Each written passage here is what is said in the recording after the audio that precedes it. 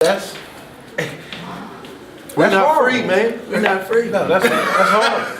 I mean, that you. Frank, I want you to get some video too. We should be marching and cussing and breaking windows and all kinds of shit. Well, first thing because the child doesn't know. Yeah. He or she says, "I passed the case."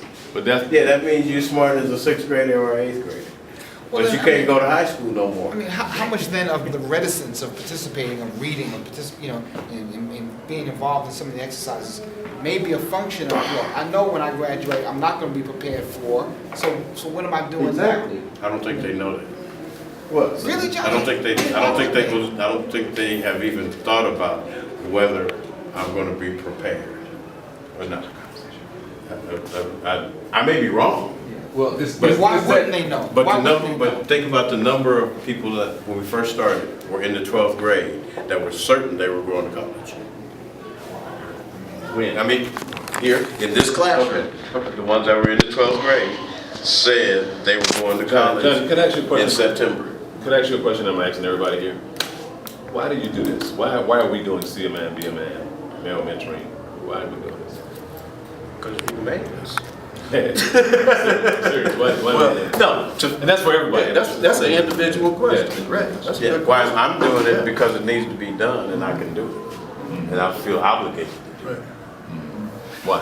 What's the obligation? I was a success, and I know I wasn't a success just because I'm me.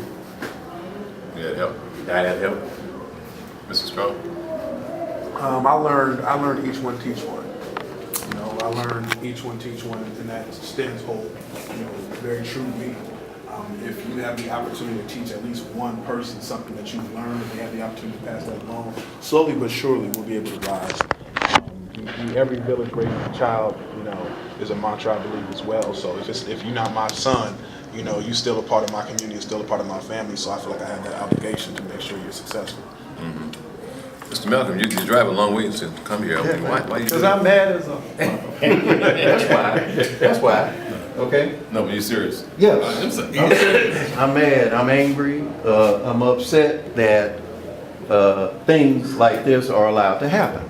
So Things like what? What do you mean?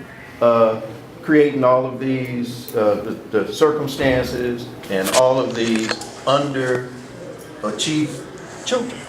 Okay. Who? I mean, can you be Black kids, black boys, black kids.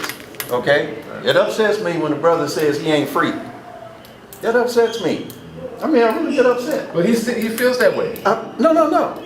I'm not saying he shouldn't feel that.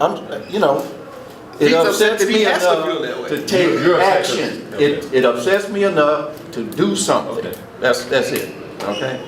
Yeah. So I'm not I got to do something. And I see this as a vehicle that could allow me to make a contribution. Simple as that. How you feel, man? Why you here? Otherwise, I would step in lock You got family. I You get guys shot. have family. Other things you could be doing with your time. Because there was a dude that stood here before me. And that's the reason why I'm here. Because somebody else slapped a little black boy in the back of the head and said, sit up straight and do what you're supposed to do. Read that book. I'm from the South, remember? So they told us, you know, they can get you with the English. They can't get you with the math. That's why I was messing with you the other day about that.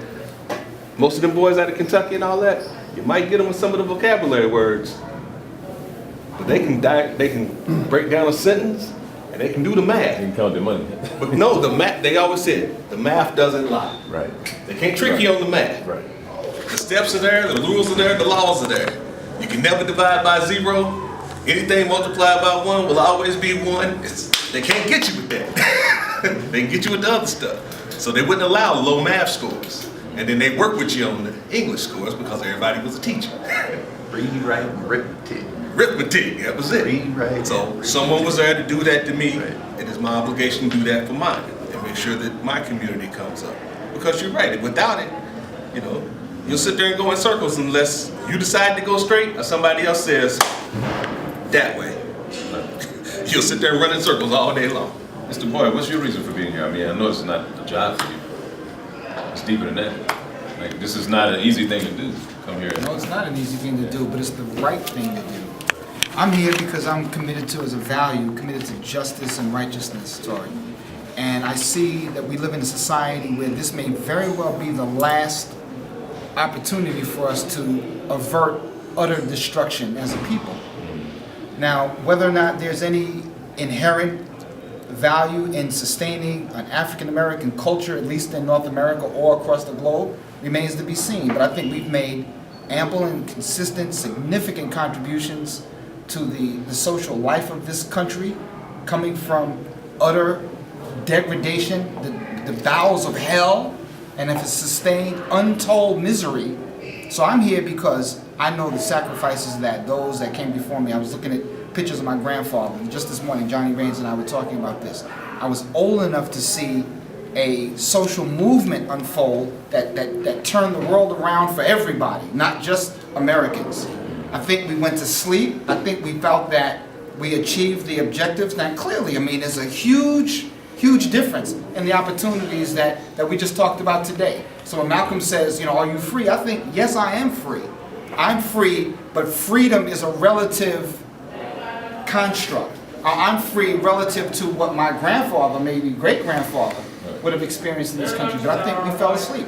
We went to sleep at the wheel, and the car has crashed into the wall, and we are. I think, and this may sound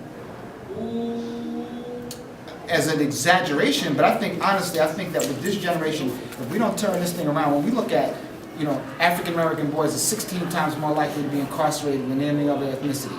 More African Americans in prisons today than were in slavery. We have to do something. It's incumbent upon us. If we don't, I think that's the end of us as people here. And not to sound negative, but I know a whole lot of grown African American men who have absolutely no interest in coming to a classroom like this, and you know, particularly if they're not getting paid for it. That's why I wanted to ask that question, because you guys to me are phenomenal men to spend your time Once again, You just gonna make me give you my speech about men and males? you said men. give it to me. That's what it Those are males. Those are not men. Going from maleness so what's to the difference? manhood is a psychological change in Right. the structure of your mind and thought pattern. If you don't go through that, you continue being an older and older male. Right. Those people that you described are not men. Males- Because males- men don't do what they're doing. So males- Men do what we do. Okay. It's really simple. Right. But we give manhood a bad name by putting that label on people who don't deserve it, who haven't earned it, who themselves don't even know what it is. Right. Like Sean said, I'm 18, I'm a man.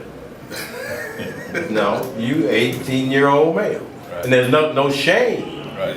in being an 18-year-old male. That means that because there are 18-year-old of the male gender who are men.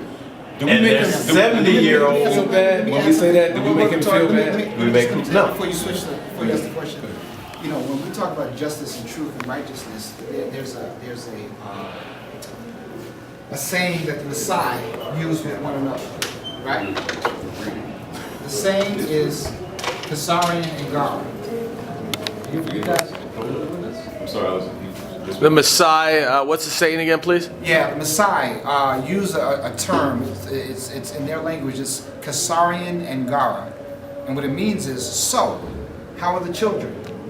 So if you think about the fiercest, most dominant warrior tribe on the continent of Africa, as warriors pass one another, they use this phrase, Kasarian and Gara. They ask each other, so how are the children? And the response is usually, yes, the children, they are fine. I mean, it's indicative of the knowledge that the state and well-being of the children is relative to the state and well-being of the entire culture. Now imagine if we had as our primary concern, when we pass one another, everyone asked, so how are the children? With a real heart and a concern for how are the children. That's why we're here. That's why this collective is here, because we care about the children. And we know that the children will then determine how the society goes. So the people that are not here or don't have that interest, you know, a degree of unconsciousness, unawareness, essentially being asleep. Right. So we have young men who read at a 4th grade level. They're in high school. They're contemplating the next couple of years of their lives, maybe college or getting a job or whatever. how are we going to address that? The fact that you're 17 years old, you read at the 4th grade level, but you're expected to be a man, not only a male, by society when you turn 18. Am I right or wrong? Does society not expect you to behave a certain way when you're 18, 19, 20, 21? The society I expects. mean, they give you a driver's license, you can drive now. That's at 60. Society only expects you, society's only expectation is that you don't break the law.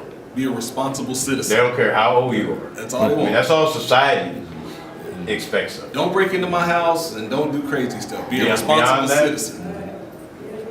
Society at large, Western society, isn't really interested. If you follow the rules, society doesn't really care. Whether you sink or swim. Because if you're not going to be part of that 10% anyway, it doesn't matter. I mean, I That's think another conversation. Now, Yeah. Yes. a smaller section of society, you know, if you want to say that African American culture or African American society, doesn't act like they really care either.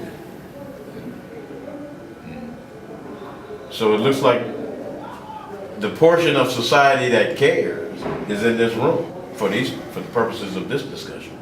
Percentage-wise. Yeah, I mean, we have overtly shown that we care. The people that they live with, if they got 17 or 18 and are reading at a 4th grade level, the people that they live with have shown that they really don't give a shit. Or maybe they weren't capable. No, for No, 6 years. No, they know, even if they weren't capable, they should know where their child is. And a parent's job is one